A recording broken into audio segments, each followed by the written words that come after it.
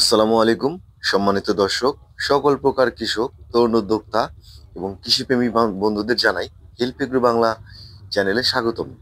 আমার ভিডিওটা আপনারা যে যেখান থেকে দেখছেন, দেশ এবং প্রবাস থেকে, যে প্রান্ত থেকে, চলুন শুরু করা যাক। তো আজকে আপনাদের সঙ্গে যে বিষয় নিয়ে আলোচনা করতেছি সেটা হলো অত্যন্ত গুরুত্বপূর্ণ একটা বিষয়। বিষয়টা হচ্ছে আপনার যেমন এটা শীতের আগে করানো, তাই এই জমিতে কোনো বেড করা হয় নাই, সমান ভূমিতে আপনার ধনিয়া পাতা দেওয়া হয়েছে এবং টমেটো। এই যত মানে আপনার গসা দেখতেছেন খুঁটি গাড়ানো, এই টমেটোর জন্য আপনার এই সোজা করে যাতে টমেটো গাছটা অনেক নরম বাঁকা টাকা না হয়ে যায় সেজন্য আর কি।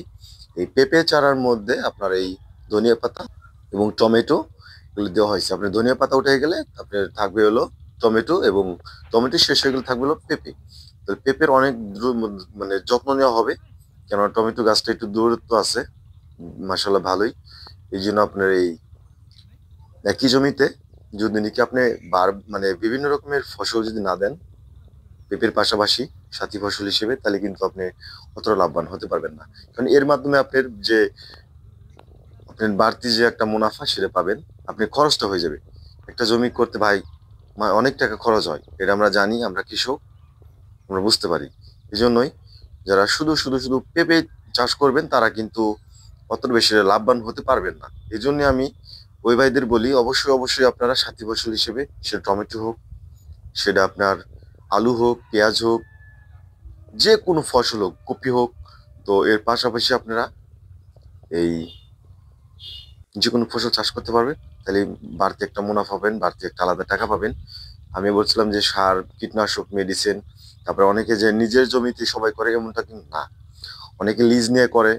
একটা 1 বিঘা জমি যদি লিজ নেওয়া হয়, জমিতে কিন্তু অনেক টাকার প্রয়োজন হয়। এক এক অঞ্চলে এক এক রকম দাম। যেমন আমার এলাকায় 1 বিঘা জায়গার দাম 30,000 টাকা। 1 বছর খাবেন, এরপর আর খাইতে পারবেন না, ওটার দাম 30,000 টাকা। তো সব টাকা উঠাই দেবো, যেহেতু আপনি অনেকটা ইনভেস্ট করতেছেন। যদি নাকি আপনি এই মানে টমেটো, ধনেপাতা বা যে কোনো ফুলকপি উলকপি পাতাকপি পেঁয়াজ মরিচ যেটাই করেন, ওই টাকা দিয়ে কিন্তু আপনি বাড়তি টাকাটা উঠে গেল। তারপরে কিন্তু আপনি ভালো মাসাল্লাহ লাভবান হবেন, এবং পেঁপে থেকে যে আপনি ফ্রি, এবং পেঁপে থেকে কিন্তু মাসাল্লাহ ভালো একটা লাভবান হতে পারবেন।